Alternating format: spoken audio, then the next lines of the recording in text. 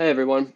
In this video, I wanted to discuss the power cultivation of internal Kung Fu and people's reaction to it. So we see a lot of videos of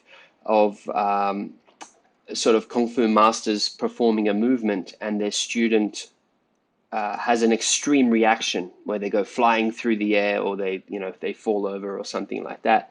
And I wanted to discuss, is it real? How much of it is real? And is it legit? Does it work, etc.? Okay, so the first video I wanted to start with is Chu Shong Tin's video. This is when he was around 60 years old. I believe it was 1994 in Holland. And this was a video that during that time he was doing a seminar tour around Europe with his friend Wong Shong Long. And he's here at another Yip Man student school. So this is not his lineage. This is the first time that he's been to Holland and doing this doing a seminar. So the people that is testing him are not from the same lineage, which I believe it makes a difference. You know, when someone's student is resisting their force, they tend to be a lot more polite and sort of compliant. So here is not the case. So let's have a look.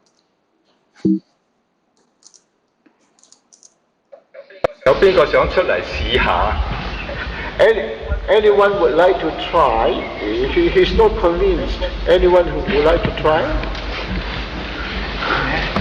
You want?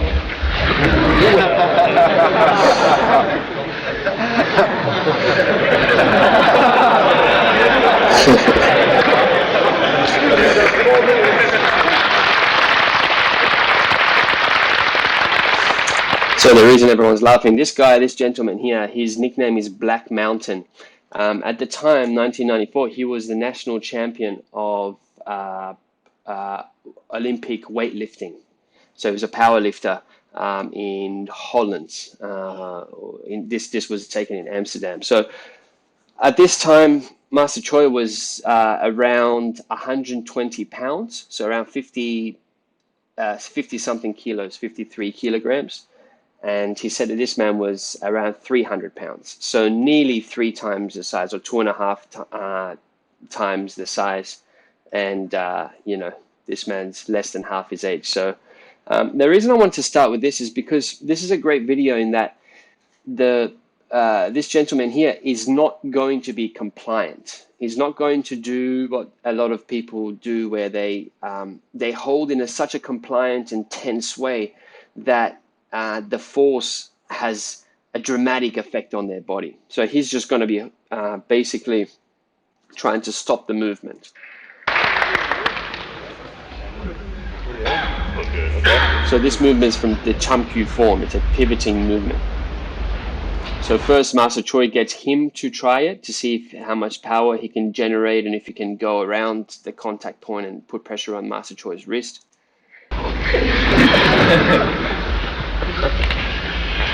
Cannot, huh? Okay. He said, unbelievable. Go on. Now, you see?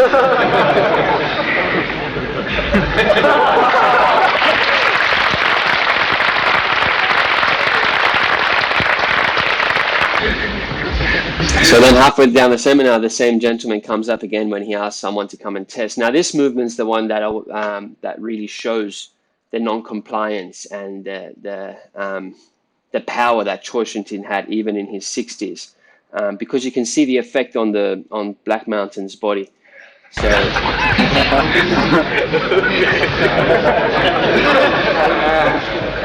I make it difficult for you. I'm sorry. 嗱，如果佢隻手咁樣扣起我呢度，我隻手呢個手嘅力量就向呢邊走。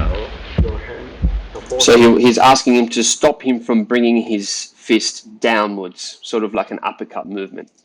Going up. And his hand force is coming on this side. See? Can you see? Can you feel?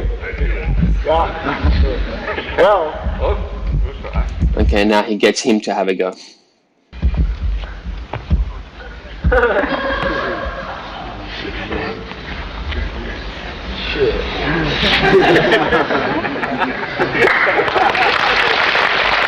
So close to 3 times difference in size and weight. And now have a look at, so the effect on Black Mountain's body as he's moving it tells it all. You can see he's not just letting him move his arm. He's not being compliant in that he's just letting him move, because have a look at both of his legs. Have a look at how it affects his body. So he doesn't go flying dramatically, to sort of pay respects in a fake way. But yeah, have a look at his legs.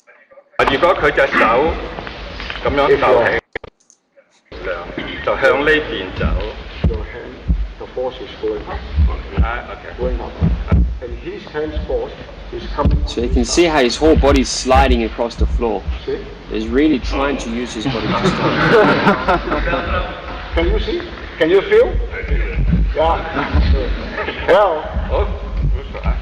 Yeah. Now this is different. This is the reason I showed this, and there's a lot of videos. I have a lot of videos of Chu Shong Tin performing, where it's on his own students or on the same lineage or with someone that's been extremely polite, and they're being so compliant in a way that, he does a move on them and they go flying dramatically, and they jump after they land, and they just make it very dramatic. And I tend to refrain from putting videos like that up, because it makes the whole thing look very fake, So now I'll show a video. I just did a quick search on YouTube. Now this is no disrespect on the gentleman that I'm going to show. I don't even know who it is, and no disrespect at all. And the gentleman that I'm about to show looks like he is very skillful. He looks relaxed. But I just wanted to show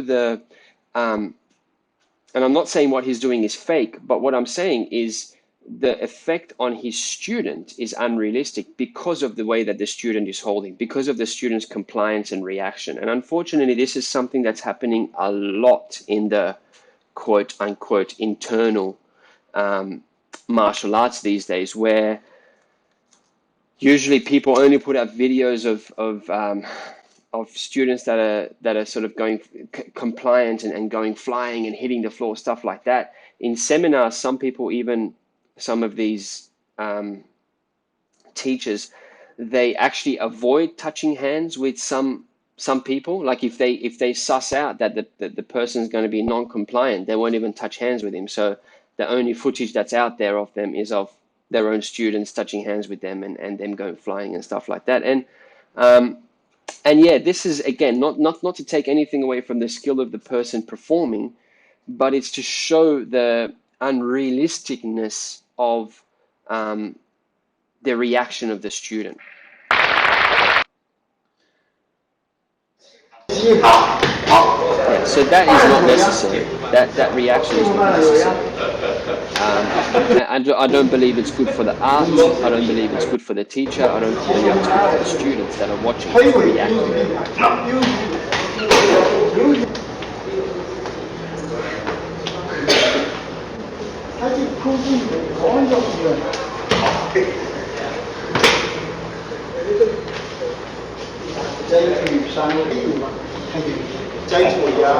I'm not sure what that is.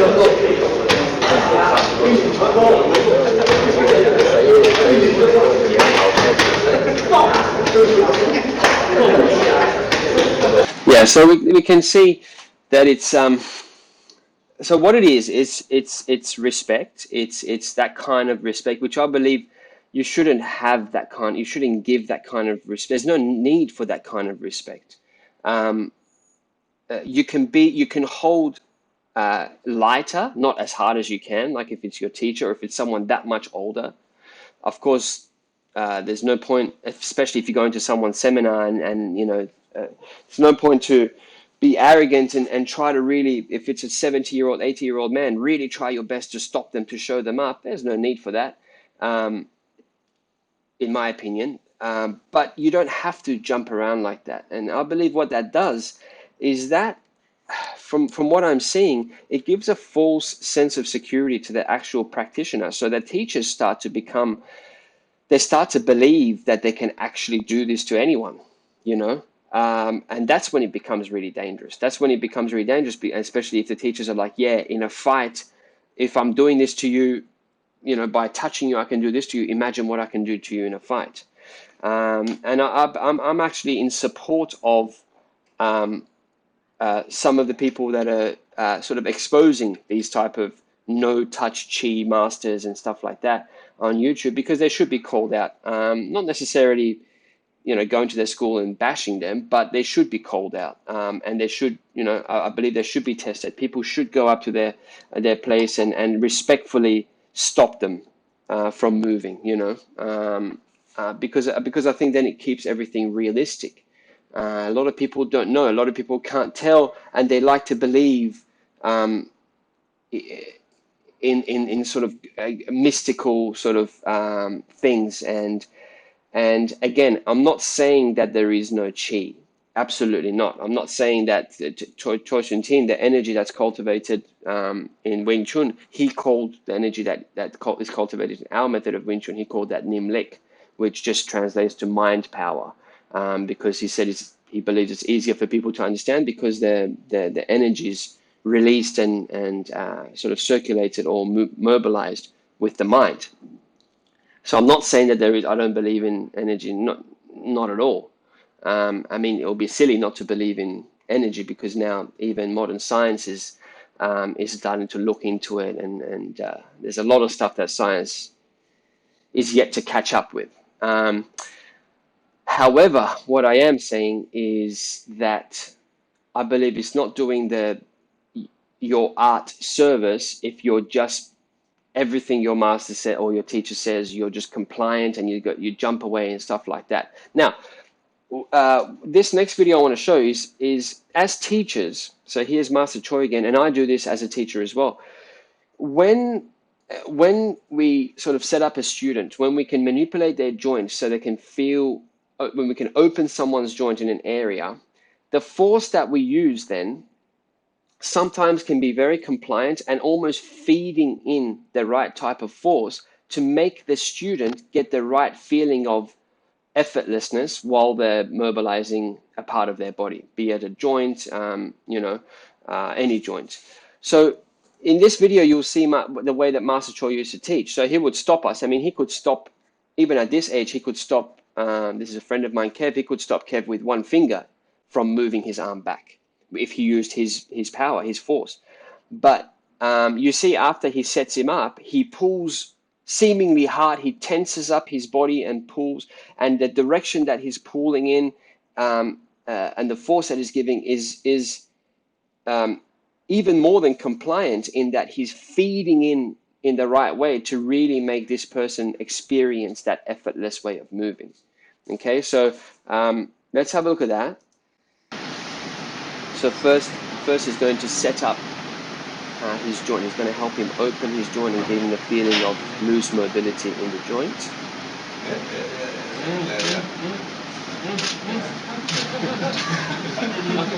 Yeah, so you can see, so you could see, like, there he was like an old man trying to pull a much bigger, younger, stronger person.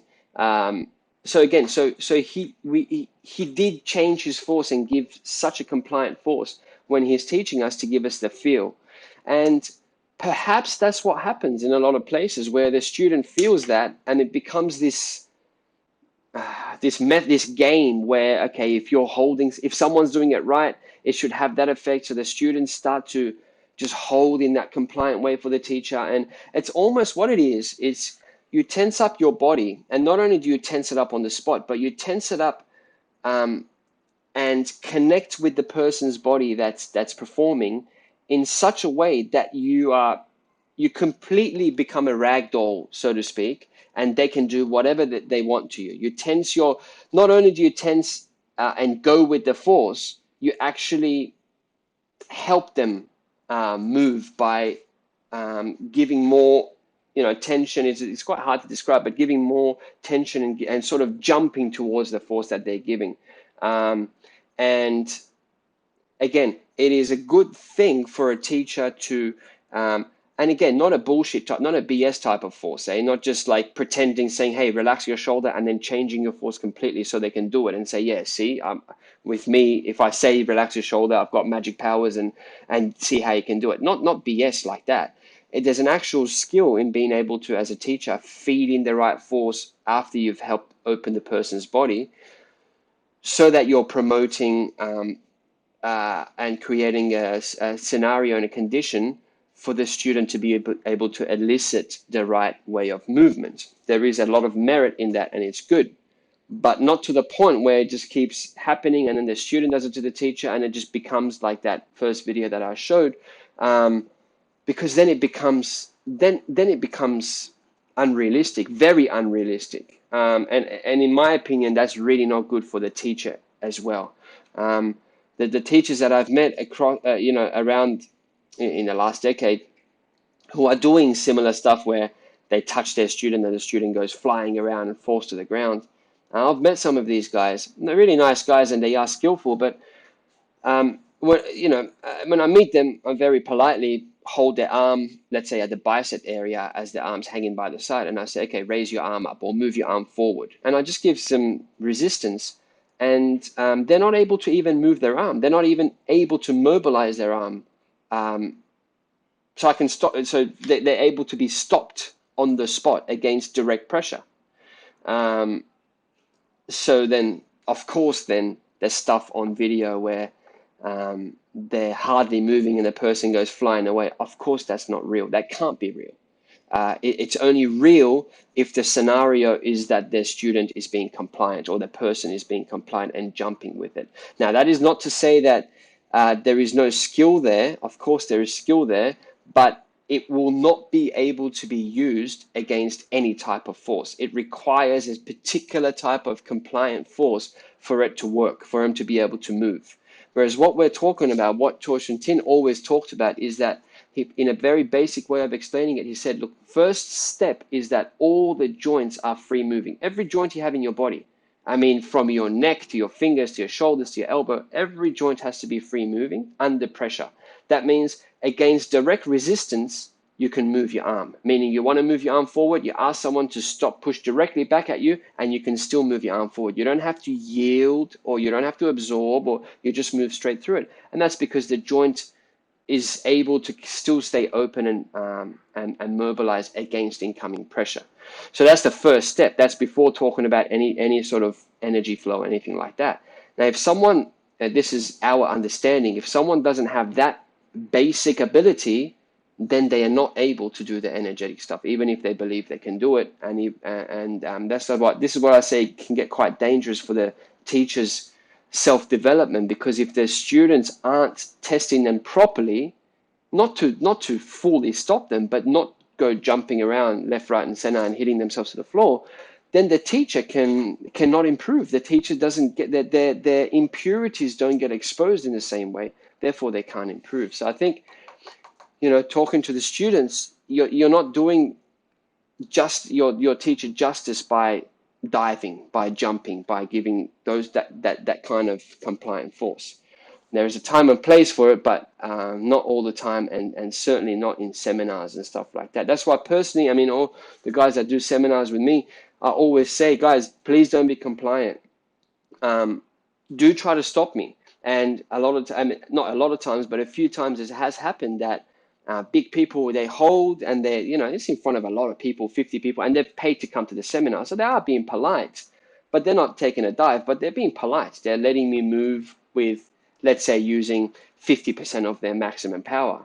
And then I tell them, no, push harder, push harder. Until the point I said, no, really try to stop me. And I could be in a very disadvantageous position, and they're in a more advantageous position. And that if I tell them to push as hard as they can, they push, and sometimes some of the very strong, skilled ones, they'll stop me. They'll stop me from moving. And I've got no problem with being stopped. And actually, I look for that, because I don't care if it's in front of 50 people, because I want to keep it real. And for me, that's a really good thing, because then it exposes my impurities, because if it's done right, like what the first video I showed with Black Mountain, if it's done right, really the movements become unstoppable. The person's not able, because there's too many vectors of force, because there's so many free joints moving simultaneously. There is the body mass being mobilized at the same time, so it's just mass times acceleration with different vectors and directions of force in one movement. So in terms of physics, it can be explained why it's quite unstoppable. And that's why I like being exposed like that with movements. And if I get stopped, then it keeps me grounded. It keeps things realistic in that I can go away thinking, okay, I was obviously tensing up, and that's why my joints was blocked. I couldn't move, and that's how I get to improve myself. Now, this next movement, same movement that I showed in the first one, so that uppercut movement, but it's just from a better angle, so you can see. Now, this is these guys are from the same lineage as Chu Shong Tin. So this gentleman's obviously quite large as well. He's not a small guy, in comparison to Chu Shong Tin. However, you can see he's still holding quite strong, but you can see that he's holding a lot more compliant. So when Chu Shong Tin starts to move him, he sort of does he does allow his body to go with it. Whereas what Black Mountain was doing, he wasn't allowing his body to move, but his feet were sliding on the floor. If you guys remember, if you don't rewind and watch it again.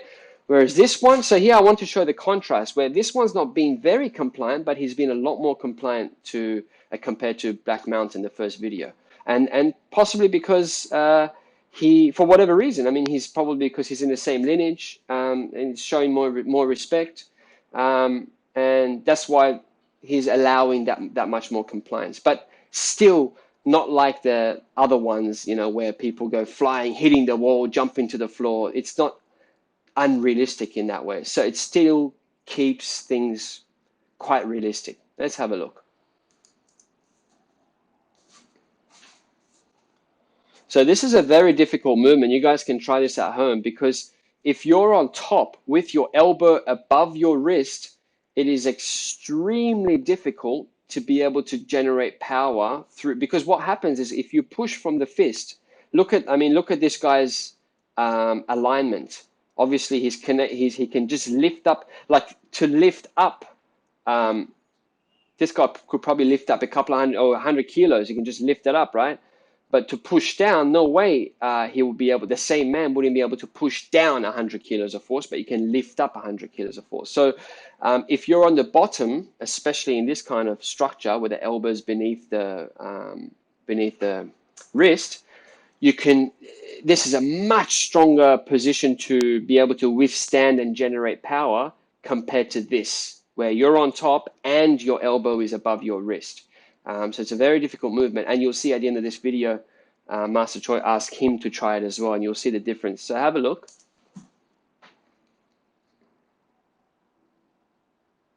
You can see in his body, it's not BS, eh? You can see the activity of the joints in the body. Yeah. And you see how he's not being very compliant. He's being more compliant than Black Mountain, but not very compliant. And then he asks him to do it to show the difference, to make him feel the difference. It is a very difficult position to generate power from.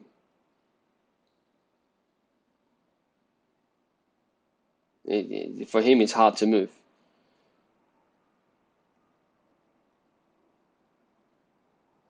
Yeah, it's hard to move. So that's the difference, you see. So with Master Choi's way of teaching, he explained everything. He says where he's moving from, what joint he's moving where. He used to explain it in terms of physics. He wouldn't say I'm using these mystical powers and all that kind of stuff. No, he would explain it in terms of physics. And so here he's explaining a couple of joints moving with the arm while he's moving his center of mass, while he's mobilizing his center of mass, at the same time creating different vectors with the joints. Now, this kind of thing will not be possible, as the last video showed when that last gentleman tried to do it, when he tried to do it. It won't be possible to do it if you can't relax and if you can't keep openness in the joints, right? So have a look at this. Now, he's asking...